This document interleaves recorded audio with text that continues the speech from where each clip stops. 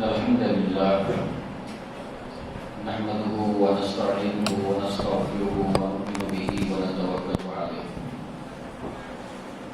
ونعوذ بالله من شرور أنفسنا ومن سيئات أعمالنا من يهده الله فلا مضل له ومن يضلل فلا هادي له وأشهد أن لا إله إلا الله وحده لا شريك له وأشهد أن محمدا عبده ورسوله أما بعد يا أيها الذين آمنوا اتقوا الله حق تقاته ولا تموتن إلا وأنتم مسلمون يا أيها الناس اتقوا ربكم الذي خلقكم من نفس واحدة وخلق منها زوجها وبث منهما رجالا كثيرا ونساء واتقوا الله الذي تساءلون به والأرحام إن الله كان عليكم رقيبا يا أيها الذين آمنوا اتقوا الله وقولوا قولا سديدا يصلح لكم أعمالكم ويغفر لكم ذنوبكم ومن يطع الله ورسوله فقد فاز فوزا عظيما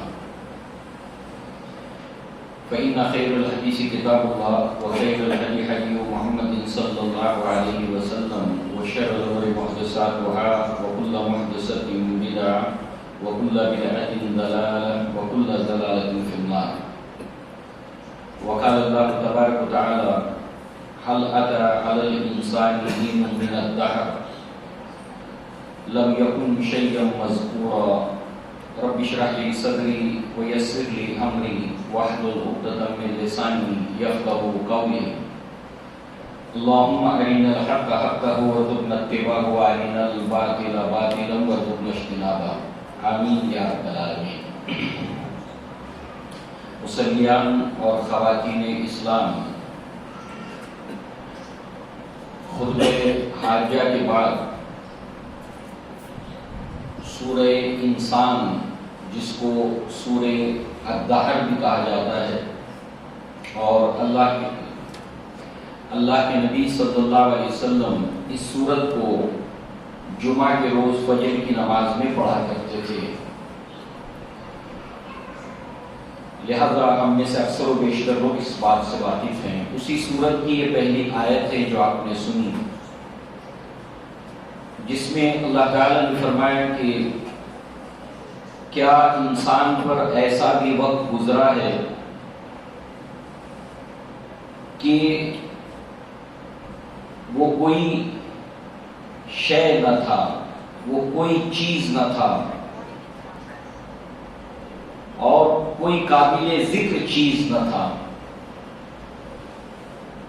نہ تھا کچھ تو خدا تھا، نہ ہوتا کچھ تو خدا ہوتا، ڈبویا مجھ کو ہونے نے، نہ میں ہوتا تو کیا ہوتا۔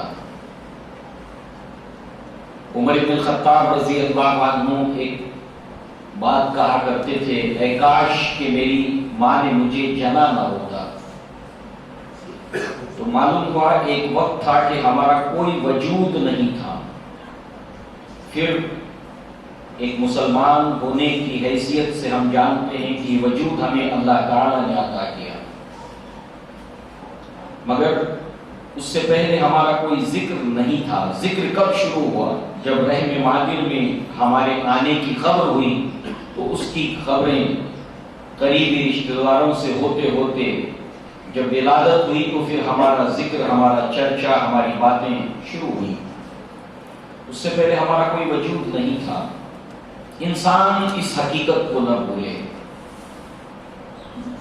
یہ آیت ہمیں پیغام دیتی ہے کہ اس حقیقت کو انسان بھولے نہ۔ بہرحال اس آیت کو آج کی عنوان کے لیے منتخب کیا گیا، وقت کا تصور اور 31 دسمبر۔ ہم سب کو بتانے کی ضرورت نہیں، پوری دنیا کے اندر اس دن کو یا اس رات کو سیلیبریٹ کیا جاتا ہے۔ گزرے ہوئے سال کو ودا کیا جاتا ہے، ودا کرنے کا اپنا ایک طریقہ ہے، اور آنے والے دوسرے دن 1 جنوری کو لوگوں کو مبارکبادیاں دی جاتی ہیں اور ایک طرح سے خوشیاں منائی جاتی ہے۔ ایک مسلمان کی حیثیت سے اللہ تبارک و تعالیٰ نے پابند کیا ہے مسلمان کو، چاہے معاملہ خوشی کا ہو چاہے غم کا ہو، وہ آزاد نہیں ہے کہ جس چیز پر چاہے خوشیاں منانے لگے اور جس چیز پر چاہے غم اور ماتم کرنے لگے۔ اس کا مطلب یہ نہیں ہے کہ اسلام خوشی منانے سے منع کرتا ہے، نہیں، وہ خوشیوں کے مواقع دیتا ہے، اور خوشیاں منانے کے لیے جو فریکوینسی ہے، جو دائرہ ہے، وہ بڑا ہے۔ اور اسی کے ساتھ ساتھ جب انسان کی زندگی میں تکلیف، دکھ، پریشانیاں آتی ہیں تو اس میں بھی وہ زندگی جینے کا ان دونوں دھوپ چھاؤں میں، غم خوشی میں ہمیں طریقہ سکھاتا ہے، آرٹ آف لیونگ۔ اور ایک مومن اس کا پابند ہے جو اللہ تعالیٰ نے اسے حکم دیا۔ اب یہ ہے کہ انسان نادانی میں، لا علمی میں، دنیا کی چمک دمک میں اندھا بہرا ہو کر جس طرح چاہے زندگی گزارے، یہ ایک دیگر مرحلہ ہے، دیگر معاملہ ہے۔ سورہ یونس کے اندر ایک آیت ہے جو ہمارے اس تمہیدی بات کو کنکلوڈ کرتی ہے۔ سورہ یونس میں اللہ تعالیٰ نے فرمایا، قُلْ بِفَضْلِ اللَّهِ وَبِرَحْمَتِهِ فَبِذَلِكَ فَلْيَفْرَحُوا، کہہ دیجئے نبی صلی اللہ علیہ وسلم، یہ اللہ کا فضل ہے، یہ اللہ کی رحمت ہے کہ چاہیے کہ اس پر خوشیاں منائے۔ فضل سے مراد اسلام اور رحمت سے مراد قرآن۔ اللہ تعالیٰ نے تمہیں جو دین اسلام دیا، تمہیں اگر خوشی منانی ہے تو اس پر مناؤ۔ جو قرآن دیا اس پر خوشی مناؤ۔ اللہ تعالیٰ نے تمہیں ایک ایسی کتاب دی جو دنیا اور آخرت کی کامیابی کی ضامن ہے اگر تم اس کی پیروی کرو۔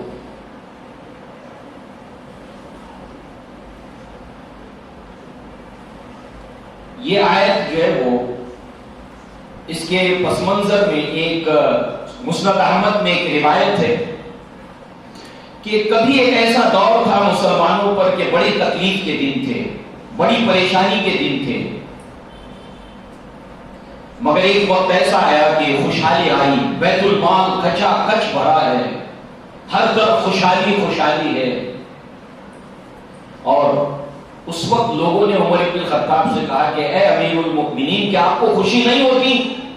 آج یہ حال ہے اسلام کا اور اہل اسلام کا، کبھی ایسے حالات تھے۔ اس وقت آپ نے کہا کہ اللہ تعالیٰ نے ہمیں خوشی منانے کے معاملے میں آزاد نہیں چھوڑا کہ چاہے جس چیز پر خوشی منائیں۔ اور پھر اس کے بعد آپ نے اسی آیت کو تلاوت کیا۔ چونکہ یہ دن ایک سیلیبریشن کے طور پر منایا جاتا ہے اور اس طرح سے اس کو منایا جاتا ہے کہ جس کے اندر تمام چھوٹے بڑے گناہ جمع ہو جاتے ہیں، تو تھوڑا اس کا ایتہاسک پہلو، تاریخی پہلو ہم اپنے سامنے رکھیں، ڈیٹیل میں نہیں، تھوڑا اختصار کے ساتھ، کیونکہ پھر عنوان جو ہے وہ خشک ہو جائے گا، سبجیکٹ ڈرائی ہو جائے گا، مگر ضروری ہے کہ اس کو سامنے رکھا جائے۔ اور پھر اسلام میں جو وقت کا تصور ہے اس کو بھی ہم سمجھیں، تاکہ ان دونوں کا کمپیریزن کر کے، تقابل کر کے ہمارے اندر ایک احساس پیدا ہو کہ ہمیں اپنی زندگی کو، اپنے وقت کو کس طرح سے گزارنا چاہیے۔ لہذا اس کا پہلا نقطہ تو یہ ہے، جو یہ 31 دسمبر کی جڑ اور بنیاد، وہاں پر جب ہم پہنچتے ہیں تو یہ کیلنڈروں کی لڑائی ہے۔ اسلام سے پہلے یہ کیلنڈروں کی لڑائی ہے۔ جنتری جو ہم کیلنڈر استعمال کرتے ہیں، گریگوری کیلنڈر اس کو کہتے ہیں، عیسوی سن کے اعتبار سے، جو آج پوری دنیا میں رائج ہے۔ مسلمان بھی مجبور ہے کہ اسی کی پیروی کرے، اور نصارہ نے، یہود نے پوری دنیا کو علم کی دنیا میں دنیاوی اعتبار سے اپنے آپ کو آگے رکھ کر، چاہے تجارت ہو، معاملات ہو، آگے رکھ کر دنیا کو مجبور کیا کہ وہ ان کی پیروی کریں. اور اس طریقے سے عالم اسلام بھی آج اسی کیلنڈر کی پیروی زیادہ تر کرنے پر مجبور ہے. ہجری کیلنڈر کی اس کی ضرورت کبھی کبھی پڑتی ہے اس کو. اور اللہ کے نبی صلی اللہ علیہ وسلم سے یہ جو نئے سال کا آغاز یا نئے مہینے کا آغاز اللہ کے نبی اور صحابہ کرام اس طرح کیا کرتے تھے، جس سے ہمیں رہنمائی ملتی ہے کہ ہمیں کس طرح سے اپنے مستقبل کو لے کر ہماری سوچ ہونی چاہیے. ہمارے کل کو لے کر، ہمارے آنے والے اس مہینے کو لے کر، سال کو لے کر ہماری سوچ کیا ہونی چاہیے. اور وہ یہ ہے کہ دعا پڑھا کرتے تھے ہر نئے چاند کو دیکھ کر اللہ کے نبی، اللہ اکبر اللہم اہلہ علینا بالیمن والایمان والسلامۃ والاسلام والتوفیق لما تحب وترضى ربنا وربک اللہ. اللہ بڑا ہے، اے اللہ اس چاند کو تو ہمیں دکھا، امن کے ساتھ، اسلام کے ساتھ، سلامتی کے ساتھ، اسلام کے ساتھ، امن کے ساتھ، ایمان کے ساتھ، اور ہمیں اس کام کے کرنے کی توفیق دے. یہ پورا مہینہ اس کام کے کرنے کی توفیق دے جسے تو پسند کرتا ہے. یہ کانسیپٹ ہے، یہ تصور ہے کہ ہمارا سوچ، ہماری نیت یہ ہو کہ ہم اپنے آنے والے دنوں، مہینوں اور سالوں میں اگر ہماری زندگی ہے تو ہم وہ کام کریں جس سے اللہ راضی ہوتا ہے. تو کیا اس رات میں جو کام کیا جاتا ہے اس سے اللہ راضی ہوتا ہے؟ سوچیں، غور کریں. بہرحال یہ جو کیلنڈر، گریگوری کیلنڈر اس کو کہتے ہیں، اور ایک کیلنڈر ہے جس کو جولین کیلنڈر کہا جاتا ہے. اور یہ کیلنڈر کی لڑائی کا ایک اتہاس ہے. ہوتے ہوتے جو یہاں تک بات پہنچی اس کا ایک ثمر ہے، پھل ہے 31 دسمبر. بہرحال پوپ گریگوری کے نام سے یہ کیلنڈر گریگوری کیلنڈر کہلاتا ہے. پوپ گریگوری 13واں پوپ گریگوری، اس نے اس کو رائج کیا تھا 1528 عیسوی کے اندر. اس کیلنڈر میں جب اسلام کے اوپر 900 سال ختم ہوئے تھے، ہجری کیلنڈر کے اعتبار سے 900 سال ختم ہو گئے تھے اس کے بعد، اور اب 100 سال کے بعد پورے عالم اسلام کا جو دبدبہ دنیا کے اوپر تھا وہ اب اپنے زوال کی طرف تھا، اختتام کی طرف تھا، اور یورپ یہ اپنے عروج کی طرف بڑھ رہا تھا. یعنی ایک عالم اسلام کا سورج ڈوب رہا تھا اور دنیا کے اندر ایک سورج جو ہے وہ طلوع ہو رہا تھا کہ دنیا اب اس کی پیروی کرے گی، اس کو فالو کرے گی. بہرحال یہ رومن ایمپائرز جو جولین کیلنڈر کا استعمال کیا کرتے تھے، اور عیسیٰ علیہ السلام کی ولادت سے 46 سال پہلے سے یہ رائج تھا. آج بھی ایسٹرن آرتھوڈاکس چرچ کے اندر اسی جولین کیلنڈر کو استعمال کیا جاتا ہے. لہذا آپ دیکھیں کہ ان دونوں کے درمیان جو ڈفرنسز ہوئے وہ مذہب کی بنیاد کے اوپر، چونکہ اس کا تعلق عیسیٰ علیہ السلام کی ولادت کو لے کر ہے، اور مذہب عیسائیت سے جب بغاوت ہوئی تو اس کیلنڈر کے خلاف بھی بغاوت ہوئی. مگر بالآخر کانسٹنٹائن اس نے جب مذہب عیسائیت کو اختیار کیا تو اقتدار، پاور، حکومت اس کے ہاتھ میں تھا، اور اس نے اس قوت کی بنیاد کے اوپر جو ہے وہ اس کو رائج کر دیا. یہ آج تک جاری اور ساری ہے. اس سال کے اندر کئی ایسے دن ہیں جس کو سیلیبریٹ کیا جاتا ہے، جس کے اندر 1 اپریل بھی ہے.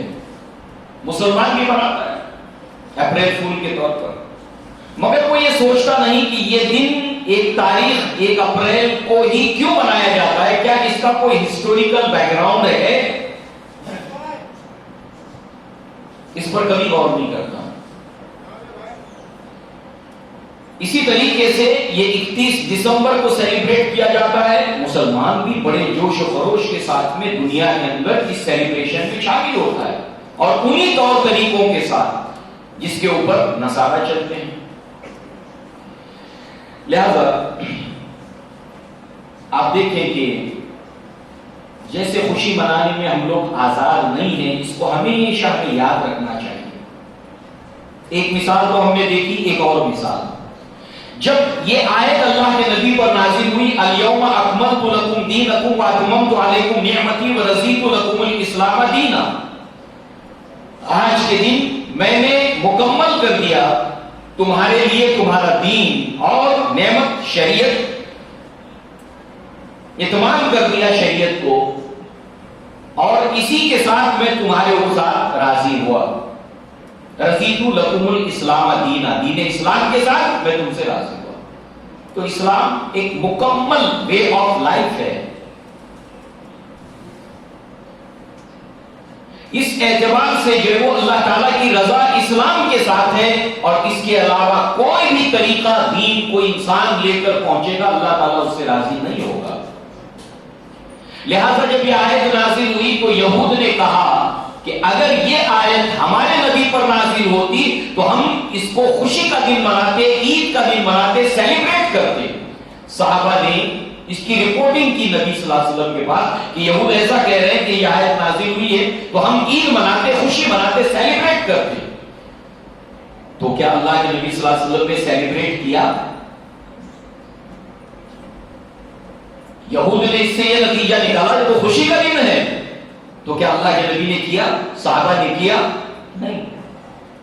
اسی طریقے سے ایک اسلام ہم کو اور اصول دیتا ہے، وہ کیا ہے؟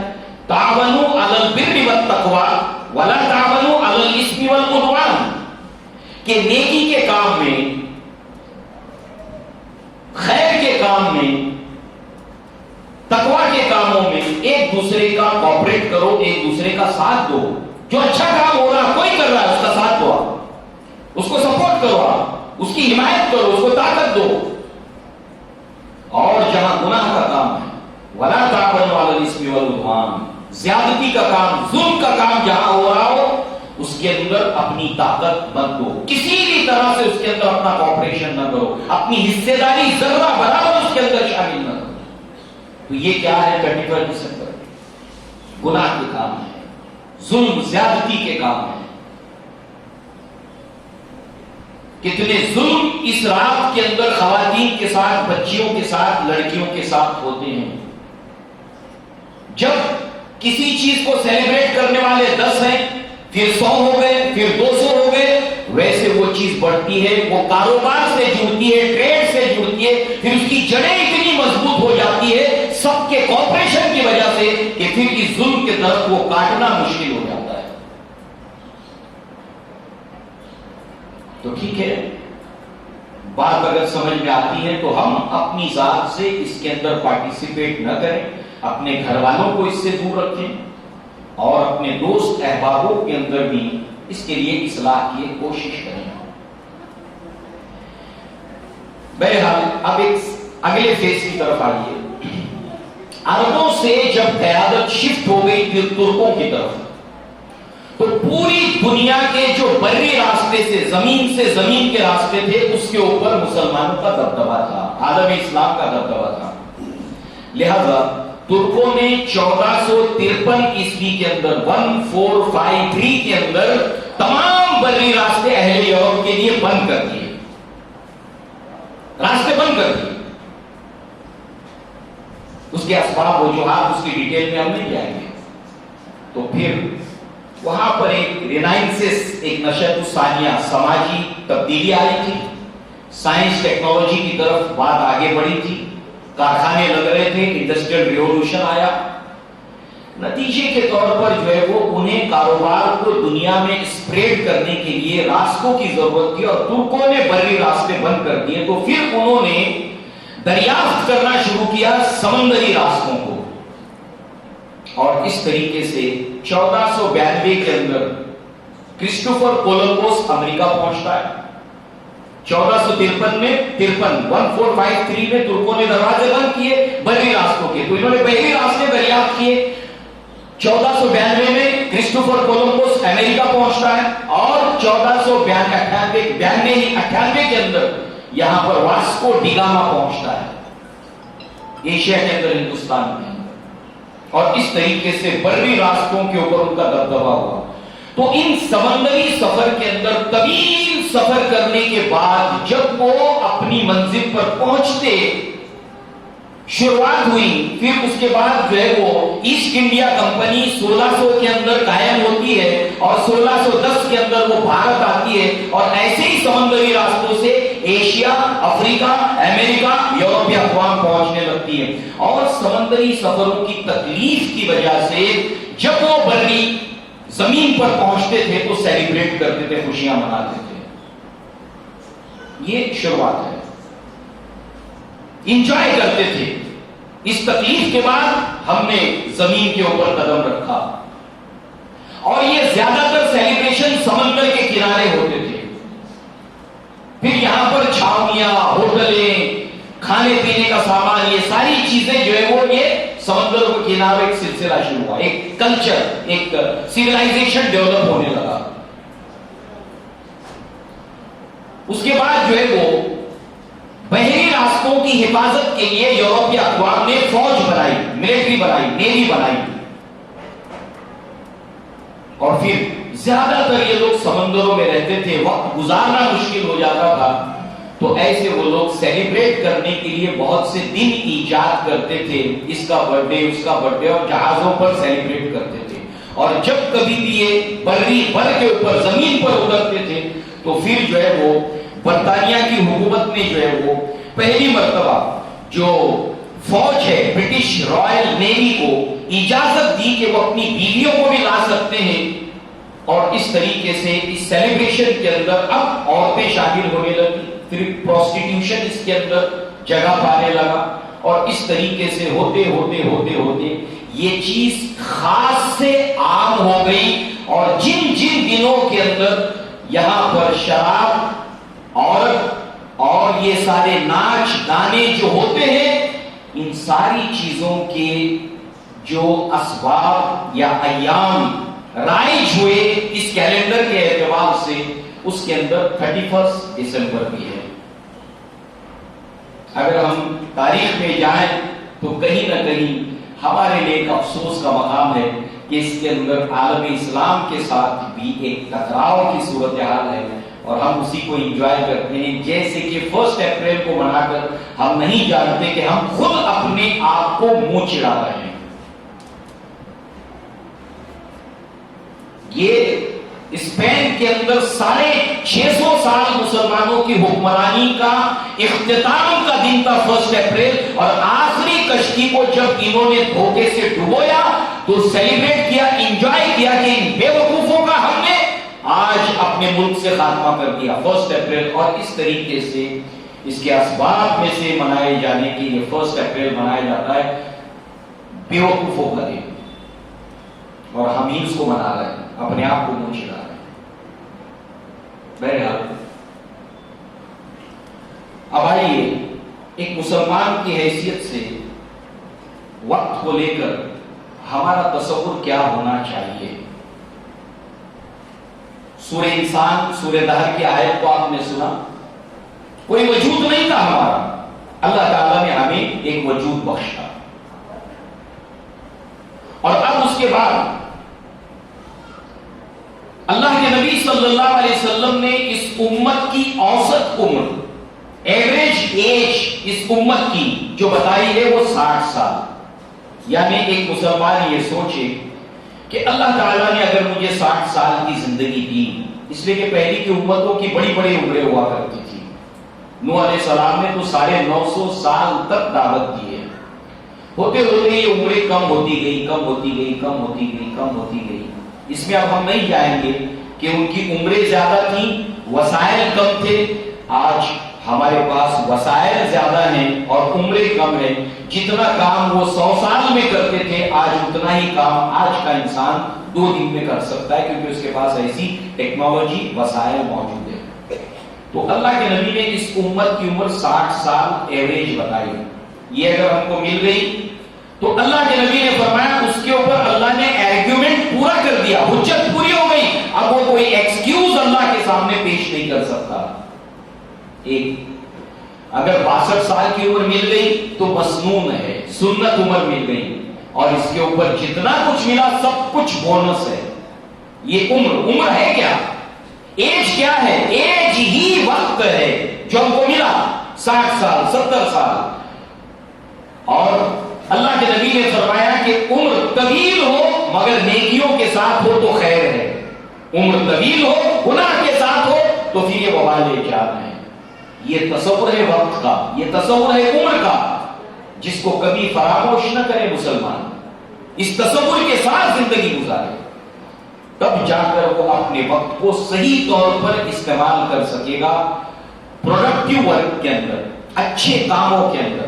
وہ اگر نہ پھر یہی سیلیبریشن وقت کے ضیاع کے اندر اپنے آپ کو لگائے گا، برباد کرے گا، اللہ کی ناراضگی کو مول لے لے گا اور گناہ کے نتیجے میں دنیا کے اندر بھی پریشانیوں میں مبتلا ہوگا. لہذا اب آپ دیکھیے کہ یہ جو 60 سال کی عمر کو اگر ہم پکڑیں اوسط عمر، تو اگر ہم اس کو دنوں کے اندر کنورٹ کرتے ہیں تو ہم کو کتنے دن ملتے ہیں؟ تو وہ ہے 21,900 دن ہم کو ملتے ہیں.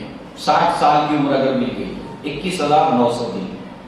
اگر اس کو گھنٹوں میں کنورٹ کر دیتے ہیں تو 5,25,600 گھنٹے ہم کو ملتے ہیں. لمیٹڈ ٹائم ہمارے پاس ہے، ویسے تو کوئی بھروسہ نہیں ہے موت کا، مگر اتنا مل گیا تو 5,25,600 گھنٹے ہمارے پاس ہے، جن میں سے بہت بڑا وقت جو ہوتا ہے، اوقات ہوتے ہیں، وہ ان پروڈکٹیو کام کے اندر صرف ہوتے ہیں. آپ سو رہے ہیں، کچھ نہیں کر سکتے. آپ باتھ روم گئے، کچھ نہیں کر سکتے. بہت سے ایسے ان پروڈکٹیو کام ہم کرنے پر مجبور ہیں. تو ایک بہت بڑا حصہ اسی میں نکل جاتا ہے. اب کتنا بچا؟ موٹا موٹا اندازہ لگائیے.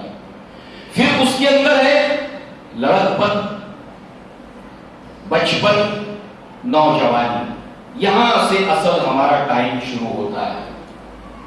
یہاں سے ہم اکاؤنٹیبل ہیں اللہ کے پاس حساب دینے کے.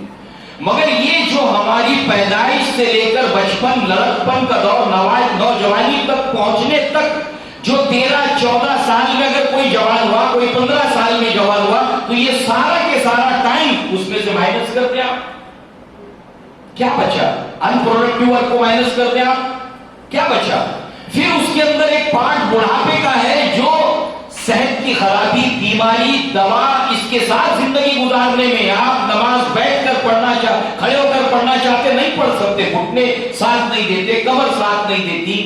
پھر اس کے درمیان بیماری ہے، جب آپ اسپتال میں ہوتے ہیں، جب کوئی کام آپ کر نہیں سکتے، تو کتنا بڑا وقت ہے انسان کا جو مجبوری کی حالت میں اس میں وہ کچھ کر نہیں سکتا. تو ہمارے پاس جو سالڈ ٹائم کتنا ملتا ہے؟ ناکام تجھے گھڑیال یہ دیتا ہے منادی، زندگی نے گھڑی، گردوں نے گھڑی زندگی کی ایک اور گھٹا دی. یہ ساری باتیں ہمیں وقت کی قدر اور قیمت کرنے کا احساس ہمارے اندر پیدا کرتی ہے کہ میرے پاس وقت بہت کم ہے اور کام بہت کرنے. جیسے کہ انگریزی پوئٹ کہتا ہے، art is long and time is fleeting, اور hearts are beating like muffled drums. کام بہت ہے، بہت کام مجھے کرنے ہیں، ٹائم بڑی تیزی سے بھاگ رہا ہے، بڑی تیزی سے بھاگ رہا ہے. اس طریقے سے جیسے کہ کوئی فوجی کا جنازہ جو ڈرم بجتے ہوئے اپنے قبر کی طرف جا رہا ہوتا ہے، گریو یارڈ کی طرف جا رہا ہوتا ہے، پیچھے فوجی کا جنازہ ہے، آگے فوجی ڈرم بجا رہے ہوتے، دھڑم دھڑم، اور ایک ایک ڈرم کی آواز کے ساتھ وہ اپنی قبر کے قریب جا رہا ہوتا ہے ایسے. اور hearts are beating like muffled drums. ہمارے دل کی دھڑکن دھڑم دھڑم، ایک ایک دھڑکن کے ساتھ ہم اپنی قبر کے قریب پہنچ رہے ہیں. کام کتنے کرنے باقی ہیں؟ وقت فرصت ہے کہاں؟ ابھی باقی ہے، نور توحید کا اتمام ابھی باقی ہے۔ انسان کے رونگٹے کھڑے ہو جاتے ہیں جب انسان جو ہے وہ اس کی قدر و قیمت نہیں جانے۔ وقت کو لے کر 3 سوالات کو اپنے سامنے رکھے انسان۔ پہلا سوال، میرے پاس ٹائم کتنا ہے؟ اس کا جواب مل گیا۔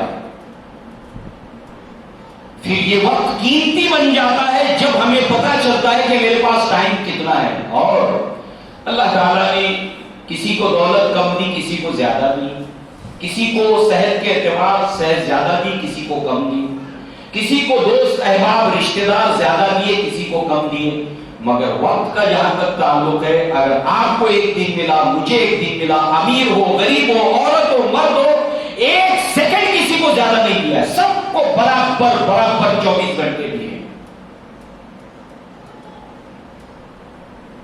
تو اس کا پورا انسان فائدہ اٹھائے اور کس اعتبار سے فائدہ اٹھائے۔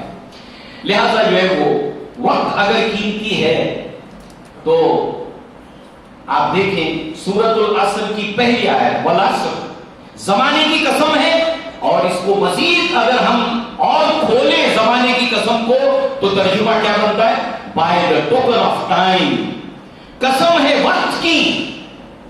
اور کون سا وقت؟ علماء لغت نے عصر وہ وقت بتایا جو بڑی تیزی سے ختم ہو رہا ہے، بڑی تیز رفتاری سے ختم ہو رہا ہے۔ اس کے 2 ڈائمینشنز ہیں، 2 ڈائمینشن ہے اس کے۔ ایک، جب یہ دنیا بنی ہے اور ختم ہوگی قیامت کے بعد، اس طرف بڑی تیزی سے دوڑ رہا ہے، اور دوسرا، ہم پیدا ہوئے اور اپنی موت کی طرف تیزی سے بھاگ رہے ہیں۔ فخر الدین رازی رحمہ اللہ نے اس کی تفسیر کے اندر ایک بات بیان کی کہ اس کا مطلب مجھے اس وقت سمجھ آیا جب ایک برف بیچنے والا، برف کا تاجر آواز لگا رہا تھا لوگوں کو کہ لوگوں میرا مال خرید لو، میری برف خرید لو، یہ میرا راس المال ہے، یہ میرا کیپٹل ہے، اگر تم نے نہیں خریدا تو یہ پانی ہو جائے گا، ختم ہو جائے گا۔ ایسے یہ وقت اگر ہم نے استعمال نہیں کیا جو تیزی سے گزر رہا ہے تو یہ ختم ہوتا چلا جائے گا۔ یہ ہے اصل ہمارا کیپٹل، یہ ہے اصل ہمارا راس المال۔ اور اس اعتبار سے ایک شاعر کے قصیدے کے 4 مصرے ہیں، اس کو آپ سنیے، لاجواب مصرے ہیں۔ کہتا ہے اذا کان راس المال عمر کا فاعتذر، اگر تیری عمر، تیرا وقت، تیرا کیپٹل ہے، تیرا راس المال ہے تو پھر بی الرٹ۔ اگر تو اس کو کیپٹل سمجھتا ہے، راس المال سمجھتا ہے تو بہت چوکنا ہو جا، بہت بچ کر زندگی گزار کہ یہ تیرا کیپٹل لمیٹڈ ہے۔ نمبر 1، پھر علیہ من الانفاق فی غیر واجب، اسی لیے اس کو غیر واجب کاموں کے اندر، غیر ضروری کاموں پر خرچ مت کر اگر یہ تیرا اصل کیپٹل ہے۔ فبین اختلاف اللیل والصبح مالکن، صبح اور شام تیرے اس وقت کے ساتھ ایک جنگ چل رہی ہے، ایک لڑائی چل رہی ہے، اور یقر علینا جیشہ بالعجائب، اور تیرے وقت کے اوپر جو چیزیں حملہ ور ہو رہی ہیں وہ بڑی نت نئی اور انوکھی چیزیں تیرے وقت کے اوپر حملہ ور ہو رہی ہیں جو تیرے وقت کو شکست دے رہی ہیں، تیرے راس المال کو چھین رہی ہیں۔ اگر ہم پوچھیں کہ آج 24 گھنٹے میں ہم اپنے وقت کے ساتھ میں جس چیز کے ساتھ لڑ رہے ہیں تو یہ ہے موبائل، جنگ چل رہی ہے 24 گھنٹے، اور یہ راس المال ہم لٹا دے رہے ہیں، برباد کر دے رہے ہیں۔ اگر تو اس کو راس المال سمجھتا ہے تو یاد رکھ کہ 24 گھنٹوں میں دن رات تیرے اس راس المال کے اوپر اٹیک ہو رہا ہے، اور تجھے جو ہے وہ اس کا دفاع کرنا ہے۔ وقت کو اپنی ٹرمز اور کنڈیشن کے اعتبار سے گزارنا ہے، نہ کہ وقت کے دھارے کے اوپر اپنے آپ کو بہا کر لے جانا ہے۔ لہذا اب آئیے اللہ کے نبی صلی اللہ علیہ وسلم کی ایک روایت کو ہم سنیں۔ اللہ کے نبی صلی اللہ علیہ وسلم نے فرمایا، وعن ابن عباس رضی اللہ عنہما قال قال رسول اللہ صلی اللہ علیہ وسلم لرجل وهو يعظه، اللہ کے نبی ایک آدمی کو نصیحت کرتے ہوئے، واعظ کرتے ہوئے سمجھا رہے تھے، اغتنم خمسا قبل خمس، 5 چیزوں کو 5 چیزوں سے پہلے غنیمت جانو. 5 چیزوں کو 5 چیزوں سے پہلے غنیمت جانو. نمبر 1 شبابک قبل حرمک، بڑھاپے سے پہلے جوانی کو. بڑھاپا ان پروڈکٹیو ہو جاتا ہے، جوانی پروڈکٹیو ہے. تو جوانی جب ملی ہے اس کو غنیمت جان، اس سے پہلے کہ تجھ پر بڑھاپا آئے. نمبر 2 وصحتک قبل سقمک، بیماری سے پہلے صحت اور ہیلتھ کو غنیمت جان. کہ بیمار جب آدمی ہوتا ہے تو ان پروڈکٹیو ہو جاتا ہے، تو بیمار ہونے سے پہلے صحت کو غنیمت جان. وغناءک قبل فقرک، اور غربت اور افلاس اور تنگی آنے سے پہلے جو اللہ نے تجھے مال پیسہ دیا ہے اس کو غنیمت جان. فراغک قبل شغلک، اور فراغت سے پہلے، اس سے پہلے کہ تو مشغول ہو جائے، بیزی ہو جائے، بیزی ہونے سے پہلے، مشغول ہونے سے پہلے. اس لیے کہ کچھ واقعات، ایونٹس ہماری زندگی میں ان ایکسپیکٹڈ اور ان وانٹیڈ آ جاتے ہیں، ہم لاچار ہوتے ہیں اور ہم اس میں بیزی ہو جاتے ہیں، مگن ہو جاتے ہیں، کوئی چارہ نہیں رہتا. اس سے پہلے کہ تو مشغول ہو جائے، بیزی ہو جائے، اس سے پہلے جو اللہ نے جو وقت دیا ہے فرصت کا، اس کو غنیمت جان، نہیں ملے گا یہ. اور وحیاتک قبل موتک، اور مرنے سے، موت سے پہلے جو زندگی اللہ تعالیٰ نے دی ہے اس کو غنیمت جان. کل ملا کر یہ ہمارا جو سرمایہ ہے، اس کے تعلق سے ایک اور حقیقت اللہ کے نبی نے بیان کی، جو ترمذی کے اندر کتاب الزہد میں اور بخاری کے اندر کتاب الرقاق میں ہے. بہت ہی زبردست روایت ہے. انسان اگر غور کرے تو اس کی آنکھیں کھولنے والی اور پاؤں کے تلے سے زمین کھینچنے والی یہ روایت ہے. اور وہ کیا ہے؟ ابو ہریرہ رضی اللہ عنہ اس کے راوی ہیں، کہتے ہیں قال رسول اللہ صلی اللہ علیہ وسلم، اللہ کے رسول صلی اللہ علیہ وسلم نے ارشاد فرمایا نعمتان مغبون فیہما کثیر من الناس، 2 نعمتیں اللہ نے جو دی ہیں ایسی ہیں کہ جن کے بارے میں انسانوں کی اکثریت دھوکہ کھا جاتی ہے. اب اللہ نے اتنی ڈھیروں نعمتیں دی ہیں ہم کو کہ اللہ نے خود فرمایا وَإِن تَعُدُّوا نِعْمَتَ اللَّهِ لَا تُحْصُوهَا، اگر تم اللہ کی نعمتوں کو گننا چاہو جو اللہ نے تمہیں دی ہے تو تم گن نہیں سکتے. مگر ساری نعمتوں کو ایک طرف کر کے اللہ کے نبی نے صرف 2 نعمتوں کا ذکر کیا. اس سے اس کی ویلیو، اس کی قدر، اس کی امپورٹنس کا پتہ چلتا ہے کہ 2 چیزیں کیا ہیں جو اتنی اہم ہے کہ ساری نعمتوں کو درکنار کر کے نبی نے ان 2 کا ذکر کیا. 2 نعمتیں ایسی ہیں کہ جس کے بارے میں انسانوں کی اکثریت، نعمتیں کم ہیں یہ 2 ہیں، اور قدر و قیمت کے اعتبار سے، اور اکثریت انسانوں کی اس کو برباد کرتی ہے. اور اپنے سماج کو آپ غور سے دیکھیں، اس کا آبزرویشن کریں، دھیان سے ایک آدمی کو آپ دیکھیں، اس کی دن چاریا، اس کا شیڈیول 24 گھنٹے کا، تو آپ میجورٹی کو پائیں گے کہ اپنے وقت کو، اپنے ٹائم کو ویسٹ کر رہی ہے، برباد کر رہی ہے. اکثریت برباد کرتی ہے. اور اکثریت کس کو کہتے ہیں عربی میں؟ کہ اکثریت اس کو کہتے ہیں کہ ختم ہونے کو بس تھوڑا سا باقی ہے، 99% ہو گیا، کانٹا آگے بڑھ گیا، بس تھوڑا سا باقی ہے 100% ہونے کو، اس کو میجورٹی کہتے ہیں، اکثریت کہتے ہیں. اور قلیل کہتے ہیں کہ سب کچھ ختم ہو چکا ہے، بس تھوڑا سا باقی ہے، جو اکثریت کی ضد ہے. تو بہت کم لوگ ایسے ہیں جو ان 2 نعمتوں کا صحیح استعمال کرتے ہیں. باقی میجورٹی ایسی ہے جو ان 2 نعمتوں کو برباد کرتی ہے. اور وہ 2 نعمتیں کیا ہیں؟ الصحت والفراغ، ایک ہے ہیلتھ، صحت، اور دوسرے ہے فرصت وقت. اکثر لوگ اس کو برباد کر دیتے ہیں. اور ہماری اس کیپٹل کے اوپر 24 گھنٹوں کے اندر بڑی عجیب چیزیں حملہ آور ہوتی ہیں. بری دوستی، بری دوستیاں، ویسٹ آف ٹائم کرنے والی کمپنی جو آپ کے وقت کو برباد کرتی ہے. پھر سائنس ٹیکنالوجی نے جو چیزیں ایجاد کی ہیں اس کے اندر یہ موبائل، ایسی بے شمار چیزیں. ہر آدمی سوچے، اپنا اینالیسس کرے، میرے 24 گھنٹے کیسے گزرتے ہیں، میرا وقت کیسے گزرتا ہے، کون کون سی چیزیں ہیں جس کے اندر میں اپنے وقت کو برباد کرتا ہوں، اس کو اپنے اس دن میں سے ڈیلیٹ کر دیں، ہٹا دیں، اور اس کو پروڈکٹیو کام کے اندر لگائے تاکہ وہ قلیل لوگوں میں شامل ہو جو وقت کا درست اور صحیح استعمال کرنے والے ہیں. لہذا یہ جو وقت ہے ہمارے لیے جو اللہ تعالیٰ نے ہمیں عطا کیا ہے، اس کو لے کر آخرت میں انسان جو نقصان اٹھائے گا اور جو دنیا میں اٹھاتا ہے، اس کو لے کر ایک قرآن مجید کی آیت جو سورت بھی ہے قرآن مجید کی، سورہ تغابن، جس میں لفظ آیا ہے غبن، غبن سے بنا ہے تغابن، اور اس حدیث کے اندر بھی لفظ آیا ہے غبن. نعمتان مغبون، غبن کا لفظ آیا. یہ غبن کا لفظ ہندی میں اردو میں استعمال ہوتا ہے، مگر غبن کے معنی ہندی اور اردو میں کیا ہے؟ غبن کے معنی ہندی اور اردو کے اندر منشی پریم چند نے ایک ناول بھی لکھا اس نام سے، غبن کے نام سے.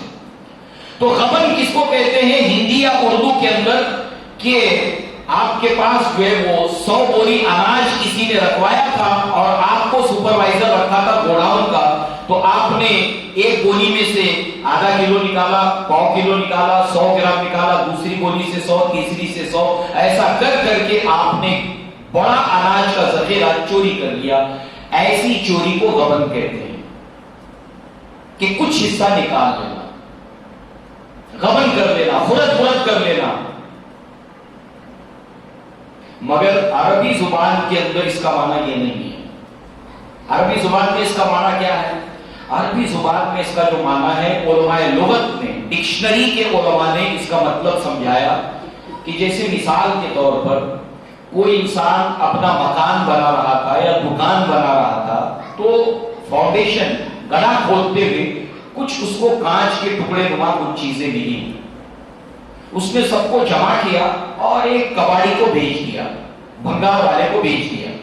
2 کلو 3 کلو جو بھی تھا، کچھ پیسہ اس کو مل گیا.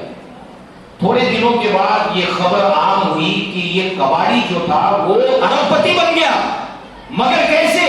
کہا کوئی بے وقوف آدمی کانچ کے ٹکڑے سمجھ کر ہیرے اس کو بھیج گیا. یہ ہے غبن کے معنی کہ ایک انسان بہت ہی قیمتی چیز کو اونے پونے داموں میں بیچ ڈالے، یا اس کا الٹ وائس ورسا، انتہائی گھٹیا چیز، خربان چیز جس کی قیمت نہیں ہے، ویلیو نہیں ہے، اس کو بہت مہنگے داموں میں خرید کر لے آئے اور بعد میں سر پکڑ لے، یہ میں کیا کر بیٹھا، اس کی تو اتنی قیمت تھی ہی نہیں، میں نے تو بہت مہنگا خرید لیا. اب اس کو اللہ کے نبی صحابہ کے ساتھ جا رہے ہیں، ایک بکری کا بچہ جو ہے وہ مرا پڑا ہے. اللہ کے نبی نے فرمایا میرے صحابہ یہ بتاؤ یہ مرا ہوا بکری کا بچہ تم کتنے میں خریدو گے؟ کہا ہے اللہ کے نبی صلی اللہ علیہ وسلم اس بکری کے بچے کو تو ہم مفت میں بھی نہ لیں. کہا اگر تمہیں آخرت کی قدر و قیمت اور اس کی ویلیو معلوم ہو جائے تو تم دنیا کو مفت میں لینا بھی پسند نہ کرو. لہذا آخرت کے اندر یوم یجمعکم لیوم الجمع ذالک یوم التغابن، پھر یہ غبن آیا، وہ دن جمع ہونے کا دن، یوم التغابن، ہار اور جیت کا دن، یوم التغابن اس کو کہا گیا ہے. اور جتنے نام ہیں آخرت کو لے کر، یوم الحشر، یوم القیامہ، یوم التغابن، یوم التناد، جتنے نام ہیں یہ صرف نام برائے نام نہیں ہے، اس طرح کا ایونٹ ہوگا، اس طرح کا ایونٹ ہوگا.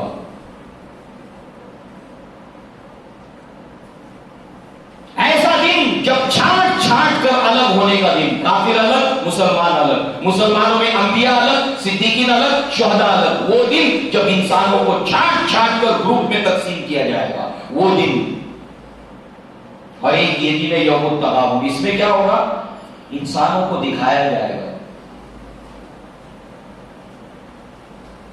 سارے انسانوں کو جب وہ دیکھ لے گا ان تمام کے تمام آخرت کے مناظر کو، اچھائیوں کو، برائیوں کو، خوشیاں دینے والی نعمتوں کو، جہنم، یہ ساری چیزیں اور یہ سارا معاملہ جب دیکھے گا تو اس وقت جب ایک میڈے کو، موت کو میڈے کی صورت میں لا کر اس کو جب ذبح کیا جائے گا اور جنتی جہنمی دونوں کو دکھایا جائے گا کہ اب موت نہیں، اب انفائنائٹ ٹائم ملے گا آپ کو، ہمیشہ ہمیشہ کا ٹائم ہی ٹائم ہے، یہ وقت آنا ہے، وقت کا تصور، جب موت نہیں ہوگی، موت کو ذبح کر کے ختم کر دیا جائے گا۔ اب کسی کے حصے میں جہنم آئی، کسی کے حصے میں جنت آئی، اس وقت جنتی بھی حسرت کرے گا، حسرت کرے گا، اے کاش کہ میں دنیا میں تھوڑا سا کچھ اور اچھا کام کر لیتا، اب موت نہیں آئے گی، صرف انجوائمنٹ ہے، کیوں نہیں میں نے اور اچھا کام کیا، حالانکہ وہ جنت میں جا چکا ہے، اور جہنمی تو پچھتائے گا ہی پچھتائے گا، کیونکہ اب موت نہیں ہے۔ لہذا اختتام اس پر ہم کرتے ہیں علی بن ابی طالب کے شعر پر، کہتے ہیں یا ذلذی ولدت کا امو کا، اے بچے تیری ماں نے تجھے جنا تھا، ولدت کا امو کا، وانت ابقا وحولک الناس مسرورا، تو اکیلا ہو رہا تھا جب تیری ماں نے تجھے جنا تھا، اور تیرے اطراف میں سب مسرور تھے، خوشیاں منا رہے تھے، سیلیبریٹ کر رہے تھے، مٹھائی کھا رہے تھے، کھلا رہے تھے، حتیٰ کہ وہ ماں بھی جو سب سے زیادہ بچے کا درد کرتی ہے وہ بھی خوش تھی، ہنس رہی تھی، سیلیبریٹ کر رہی تھی تیری پیدائش پر، اور تو اکیلا تھا جو رو رہا تھا۔ یا ذلذی ولدت کا امو کا وانت ابقا حولک الناس مسرورا فیا رسالہ عمل حولک الناس ابقا وانت مسرورا، لہذا اس دنیا سے تو دنیا میں رہ کر کچھ ایسا عمل آخرت کے لیے بھیج دے کہ جب تو اس دنیا سے جائے تو تمام کے تمام تیرے اطراف میں لوگ رو رہے ہو اور تو اکیلا مسکرا رہا ہو۔ نشان مومن باتو گویم چو مرگ آیت تبسم بر لب اوست، مومن کی شان یہ ہوتی ہے کہ جب موت آتی ہے اس کے چہرے پہ تبسم آ جاتا ہے، الحمدللہ میں نے زندگی اچھی طرح سے گزاری، اپنا ٹائم، اپنا وقت گزارا، کہ فرشتے جب روح نکالنے آتے ہیں اس کو خوشخبری دیتے ہیں، ان الذین قالوا ربنا اللہ ثم استقاموا تتنزل علیہم الملائکہ الا تخافوا ولا تحزنوا وابشروا بالجنہ، اور وہ خوش ہو جاتا ہے۔ جب اس کو قبر کی طرف لے جانے لگتے ہیں تو وہ کہتا ہے ہم سن نہیں سکتے، مجھے جلدی جلدی لے جاؤ، مجھے جلدی لے جاؤ اپنی قبر کی طرف۔ اور جب قبر میں اس کو گاڑ دیا جاتا ہے اور لوگ واپس ہونے لگتے ہیں، ابھی ان کے قدموں کی چاپوں کی آواز ختم بھی نہیں ہوئی کہ سوال کرنے والے آ جاتے ہیں، من ربو کا، ما دینو کا، من نبیو کا، تینوں سوالوں کے جواب وہ جب دے چکتا ہے تو ایک کھڑکی کھول کر اس کو جہنم دکھائی جاتی ہے کہ دیکھ اللہ تعالیٰ نے تجھے اس سے بچا دیا، اور پھر جنت، اس کو ایک منظر جنت کا دکھایا جاتا ہے کہ جب قیامت آئے گی اس کے بعد تجھے یہ تیرا ٹھکانہ ہے، تجھے یہاں رہنا ہے۔ اس وقت وہ کہتا ہے یا ربی اقیم الساعہ، اے میرے رب قیامت کو جلد قائم کر دے۔ اس لیے اگر ہم اس زندگی کو انجوائے کرنا چاہتے ہیں حقیقی اعتبار سے، اور اس زندگی کو انجوائے کرنا چاہتے ہیں تو اپنے وقت کو صحیح طور پر ہم استعمال کریں۔ اور ایک تو ہوتا ہے کہ انسان کو فائدہ تو کچھ نہیں ہوا، کم سے کم اپنے آپ کو نقصان سے بچا لیا۔ تو ایسے تمام 31 دسمبر کے سیلیبریشن اور ایسے تمام خرافات سے کچھ اگر اس رات میں ہم نے عبادت کر کے کچھ کمایا نہیں، کوئی بات نہیں، مگر کم سے کم گناہ کا ٹھیکرا اپنے سر کے اوپر ہم نہ لیں۔ اللہ تعالیٰ سے دعا ہے کہ اللہ تعالیٰ ہمیں وقت کی صحیح قدر کرنے کی توفیق عطا فرمائے، اور اللہ تبارک و تعالی ہمیں توفیق دے کہ ہم اپنے گھر والوں کی بھی تعلیم اور تربیت اسی نہج پر کریں، اور اپنے سماج کے اندر جو وقت کی بربادی کے کام ہیں اس سے اپنی سوسائٹی اور سماج کو بچانے کی اللہ تعالی ہمیں توفیق عطا فرمائے۔ اقول قولی ھذا واستغفر اللہ لی ولکم ولسائر المسلمین والمسلمات، وآخر دعوانا ان الحمد للہ رب العالمین۔ السلام علیکم ورحمۃ اللہ وبرکاتہ۔